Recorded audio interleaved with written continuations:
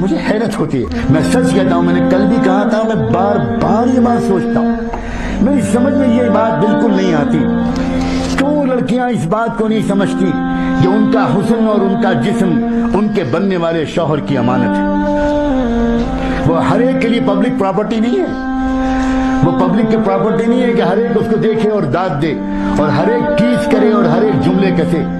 اور ہر ایک اس کے بعد پیچھا کرے اور سیٹیاں بجائے اور ہر ایک تنہائیوں میں ملنے کی کوشش کرے۔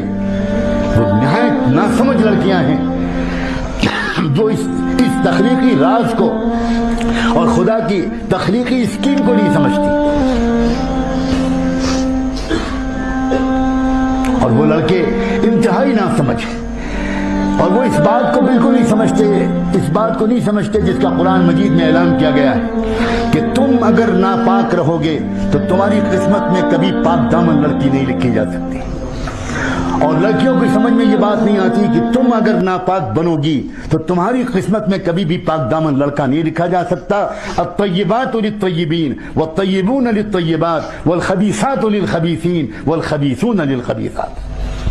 اللہ تعالیٰ نے صاف فرمایا دو قسم کے لڑکے ہیں اور دو قسم کی لڑکیاں ہیں، دو قسم کے مرد ہیں اور دو قسم کی عورتیں ہیں، ایک طیب مرد ہیں، ایک طیبات لڑکیاں اور عورتیں ہیں، جو طیبات ہوں گی ان کو طیبون ملیں گے، جو طیب لڑکے ہوں گے ان کو طیبات ملیں گی، اور جو ناپاک لڑکے ہوں گے ان کو ناپاک لڑکیاں ہی ملیں گی، اور جو ناپاک لڑکیاں ہوں گی ان کو ناپاک لڑکے ہی ملیں گے۔ چنانچہ جتنی لو میرجز ہوتی ہیں اور جتنے پیار محبت کے داستانوں کے بعد جو لوگ شادی کا رشتہ پارٹنر بنانا پسند کرتے ہیں، شاید ان میں سے 80-90% شادیاں ٹوٹ جاتی ہیں،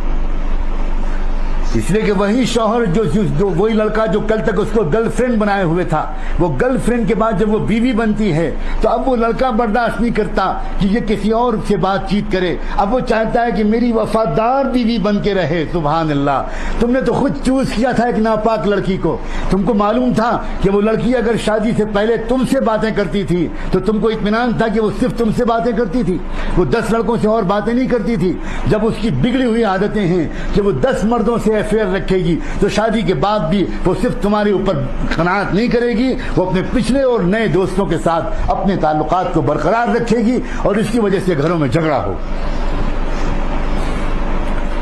اسلام بڑا دین فطرت ہے، اسلام بڑا خوبصورت ہے، اسلام سائنٹیفک ہے، اسلام نیچرل ہے، اسلام محمد رسول اللہ صلی اللہ علیہ وسلم جو دین لے کر آئے وہ پورا دین اور پوری شریعت یقین مانو میرے اور آپ کے مسائل کا حسین ترین حل ہے۔ اپنی نگاہوں کو کنٹرول کرو،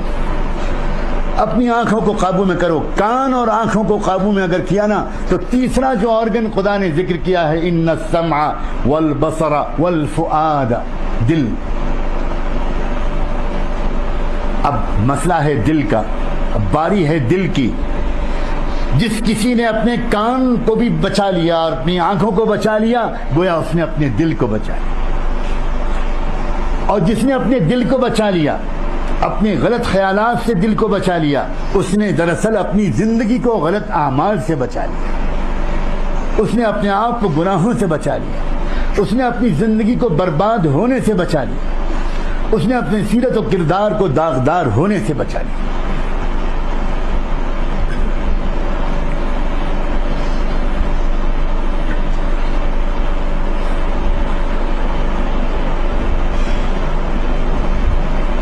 یہ سن کر بہت خوشی ہوتی ہے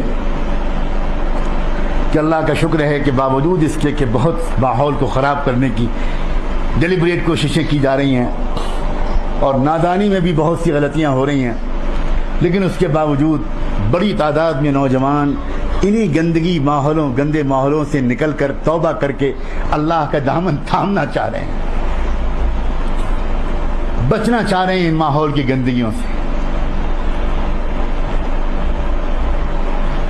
عزیزو، اپنے کندھوں پر ایک ذمہ داری لو، نہ صرف یہ کہ خود بچو گے بلکہ اپنے دوستوں کو بچاؤ گے، اپنے ماحول کو ایک رنگ میں رنگو، اپنی پڑھائی میں بھی ایکسلنٹ اسٹینڈرڈ کو اچیو کرو۔ اکثر یہ بھی غلطی ہوتی ہے کہ جو نوجوان دین کی طرف آنے لگتے ہیں وہ اپنی اکیڈمکس میں اور اپنی اسٹڈیز میں بہت ڈھیلاپن لے آتے ہیں. یہ اسلام کو بدنام کرنے والا بہت بڑا جرم ہے, بہت بڑا جرم ہے. ہمیں یقین مانو جس طرح علماء کی ضرورت ہے,